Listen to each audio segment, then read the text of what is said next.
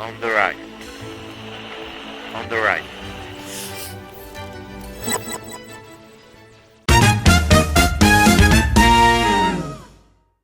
How, like, I'm just trying to make the flow of learning for a kid in this environment. When I compare to the mainstream schooling system, there's a structure, there are different grades, there are Yes. assessments, there is a progression, and we know that when the kid will clear the grade 12, there's a college. That is the simple process we have. But how the structure looks like in like unschooling, how the learning looks like in unschooling environment. So learning, I would say learning is innate in a human being because we did not teach our child how he or she would drink milk or from the mother. We didn't teach them how to, walk. So when the body was ready, when the body brain is ready, it starts moving, you know, it progresses naturally. So we feel we are under this impression that we have to teach them. Yes, of course, if you're looking at concepts, we have to bring that in their lives as per se, But I think learning is extremely an innate phenomenon where the child will learn, and every child will learn at a different phase. So we don't really see a structured system in our lives as schools as compared to schools. But as I said, that we follow the child. So when we say following the child is, in fact, I'll give you an example. We were at a shop with my daughter, and she had picked up a few items. So I said, if you're picking up so many items, now you help me understand what is the total that I need to pay. So obviously, I took out my phone to calculate, and before I could finish my calculation, she had the answer, and that completely, threw me off. And I'm like, how did she know? I didn't, teach her. So it's very clear that they are absorbing it from the nature, from the environment that they are in. Because whenever we're going to the shops or whenever we are, doing any kind of transaction, they are there. They're understanding, they're processing it. They may not be able to tell us how it's happening. That is where the education system tells you that this is the formula and this is what you need to do. But the processing is happening. So when we see that okay, there is an interest, so we started working on a little more sums, giving her more practice. And after a point in time, it was more mentally that she could do. She didn't really want to do it on pen and paper, etc. But I know it's a part of her life now. And whenever we need to calculate, she gives me the answers. Actually, uh, you know, as fast as she can. And I take time to calculate and come out with the answer.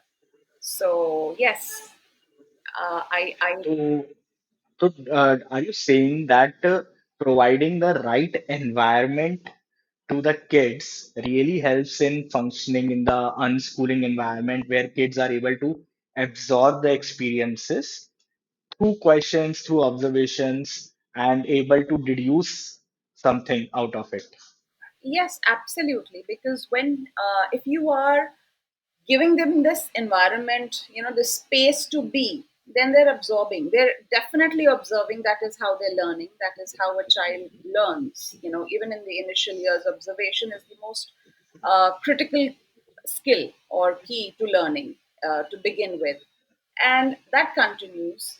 And when you're kind of talking, there is a lot of open dialogue, there is a lot of communication happening with our children. And a lot of things are transparent, so things are not really hidden, even if it means your home discussions or personal financial discussions. So when the numbers are playing around you, definitely they are absorbing, and more like a more functional way of doing things than looking at it as, oh, she's being taught math. So we've never taken that route of doing math or doing science or doing a particular subject. It just happens more holistically.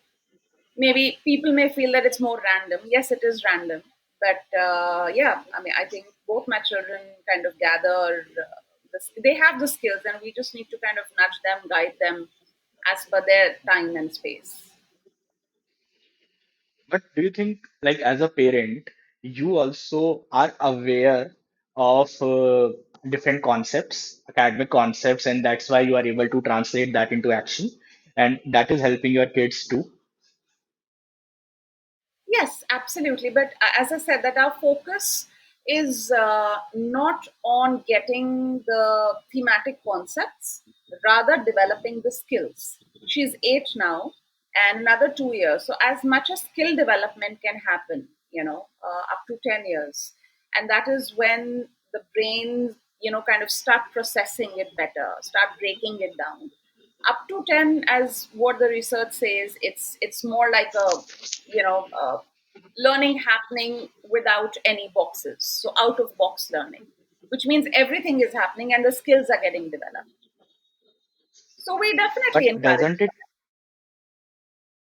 but doesn't it limit the kids in terms of exposure of multiple subjects which we get in the mainstream schools? On the contrary, it opens up a wider world for them. And as parents, yes, it definitely kind of becomes our responsibility and duty to give them as much exposure, so that they are given, the antennas are working in every direction, whatever they may absorb. So we do a lot of travel learning. We travel a lot. We travel, using public transport, anything and everything, where you understand life from the bottom up, rather than just flying high. You're learning to grow up through different stages. So if we are traveling in Maharashtra, we come from North India, from Delhi, so we do travel to Delhi, so you can see the geographical distinction, the culture difference, the how we have focus on or prominence of, maybe Maharashtrians are more of rice eaters, North Indians are more of roti eaters. So you see this without making it very obvious or prominent, and putting them into a box and saying, okay, this is what happens in North India, this is what happens in West, East, and South.